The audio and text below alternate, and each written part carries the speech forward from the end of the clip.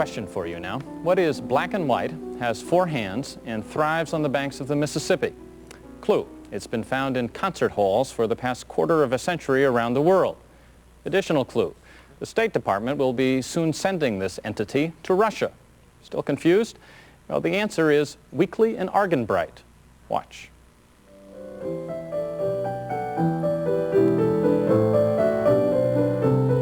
I was brought up in a Southern Baptist background with both grandfathers Baptist ministers, and the Southern Baptists have such a zeal for everything that they do, and in a way we sort of have that same religious zeal in our music too, of wanting and being completely dedicated to this music.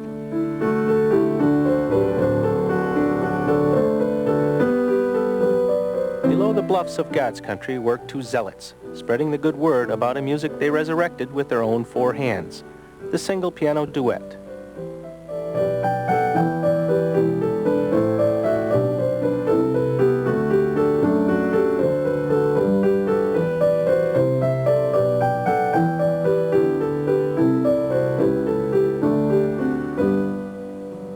An intimate tradition born in the 18th century, single piano duets lost out to the more robust sound of 2 pianos. But with the marriage of Nancy Arganbright and Dallas Weekley came a rebirth of a neglected music. From the dusty museums of Europe, Weekley and Arganbright have reintroduced audiences from Kansas to Carnegie Hall to a forgotten form. They have redeemed the duet. Chopsticks, no more.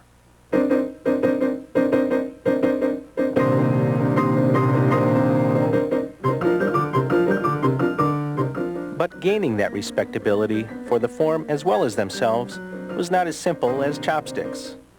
Manager said to us, you must play Carnegie Hall. Everybody plays Carnegie Hall. Okay, we played Carnegie Hall. Then they said, that means nothing. You got to play Europe. So we took off for Europe. And you need national exposure on TV. Well, the only thing we could get was the Captain Kangaroo show in New York, so we did that. Then somebody said, well, you know, you're really ruining your image because you're identifying yourself with children's things, and so you're hurting the duets. And so you can't win for losing in a situation like that. So I think it's a lot of luck. It's just persistence and luck. And practice. Let's start after the introduction. Okay, you mean here at the beginning? Yes. Mm-hmm. Yeah, soft pedal so I can get it as soft as possible. It was. Was it really? Yes. Okay, because I felt that it wasn't working.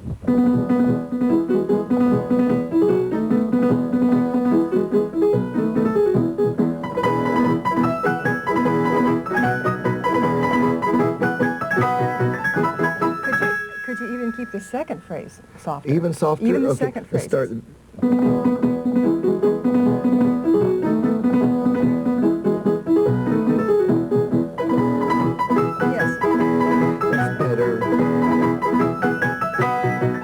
But it's more than just hitting the right notes the right way. Performing piano duets demands a nonverbal language that keeps the elbows from knocking and the fingers from joining, while blending into a unified sound.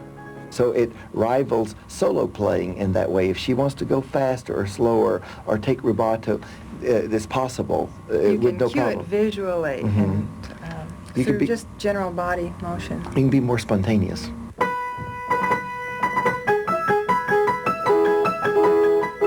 We can sense each other's nuances of phrasing through such subtleties as breathing, even through just peripheral vision. You don't have to look at the person to understand the gesture of the wrist, for example, tells a lot about precisely when the next chord or note is going to fall, is going to sound. I know from her breathing, I know from her movements of the hands exactly what she's going to do. It's almost eerie sometimes that we can anticipate what the other person will do. And it does seem to be very close to ESP.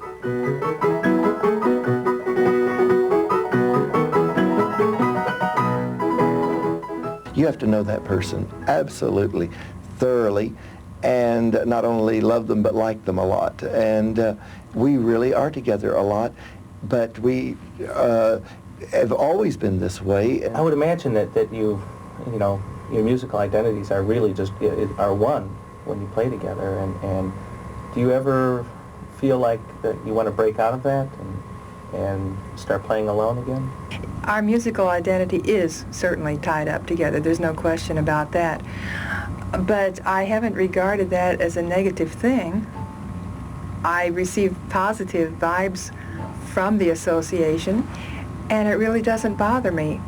There are certain pieces of repertoire that I sometimes wish I had time to practice, certain specific pieces. But I don't think for the sake of an ego trip. We get our ego strokes through what we do, even though it's shared.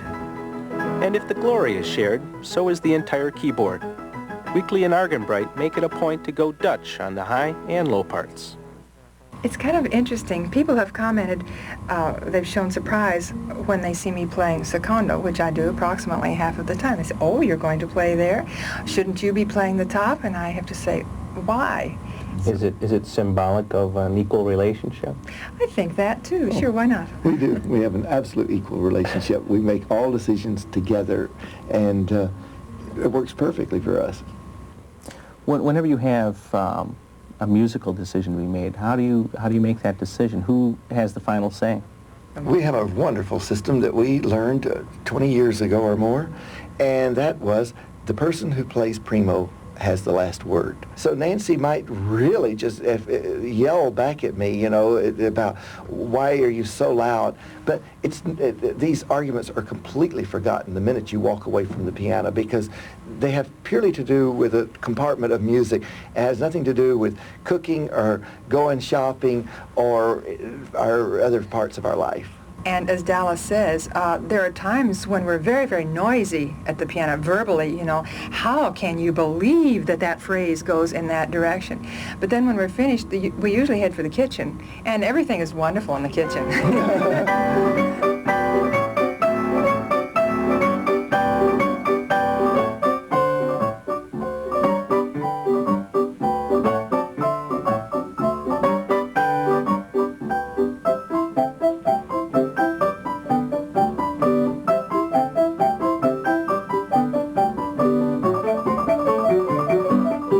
Weekley and Arganbright spend the entire day together, eating, sleeping, breathing music. The few hours apart are spent teaching, well, music. Does a family that plays together stay together? Sometimes it does, and sometimes they divorce. Some of our friends have tried to play duets together and very nearly killed each other. The piano is really the center to your lives. What would you do without the piano? I can't even imagine, because we've always had the piano. We met because of the piano, you see. So if it hadn't been for the piano, I probably wouldn't even know him. It's impossible for me to imagine what that would have been like.